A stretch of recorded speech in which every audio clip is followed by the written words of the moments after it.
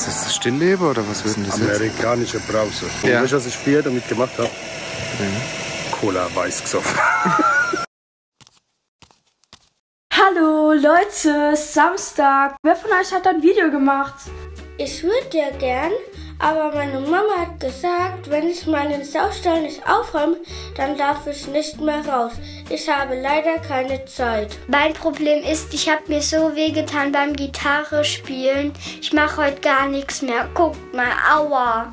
OT kommt sofort, steht aber, was tut es, weil mein Auto ist gleich. Mano, alles muss man selber machen. Finale. Oh.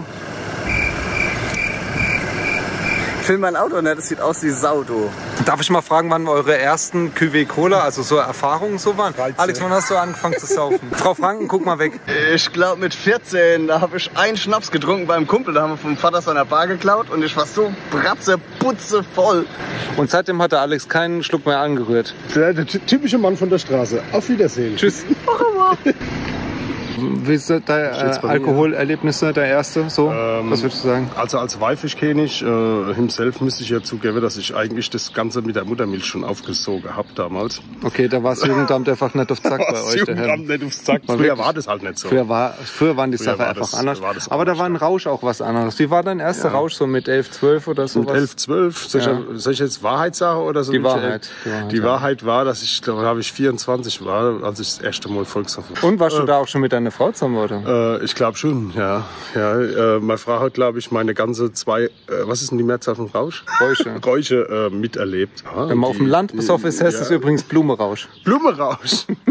Ach, hör doch auf mit Rausch. Nee, es ist tatsächlich so, dass wir ja nur über Alkoholsaufen singen.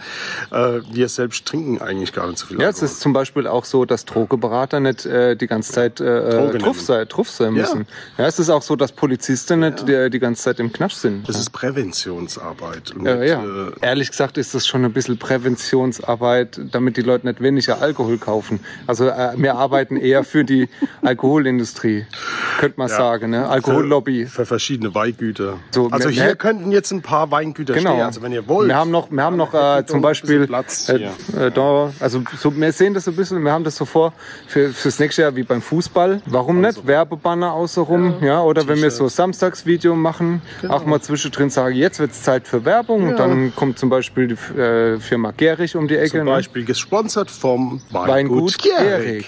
Hey, genau. Hier könnt ihr Namen stehen. Hier könnt ihr Namen stehen, genau. Also man kann uns buchen. Bist du auf Sofa eigentlich? Nee. Achso. Nee, also wir bezahlen uns nicht in Euro. Sondern in Boy halt. In Boy-Flaschen. Wie so oft bei wissenschaftlichen Untersuchungen, Auswertungen kommt dann was für die Marktwirtschaft dann dabei raus zum Schluss. Ne? Kann man dann eine wissenschaftliche Erhebung machen. Ich weiß schon, die Erhebung morgen früh, also wenn ich aus dem Bett mich erheben muss, das wird nicht so gut.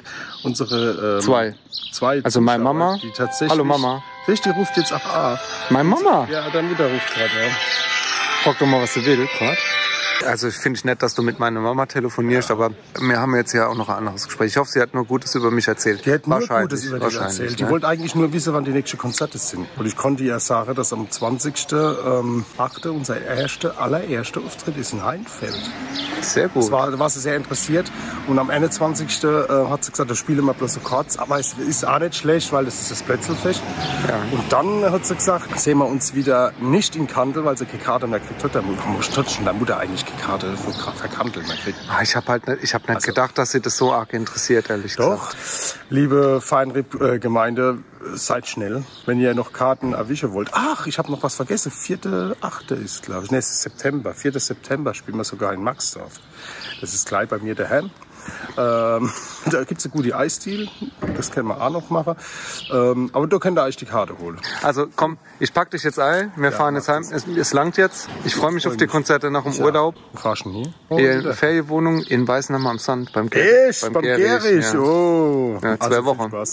Danke. Bleibt gesund. www.quatschkopf.de Ach so, palzrock.de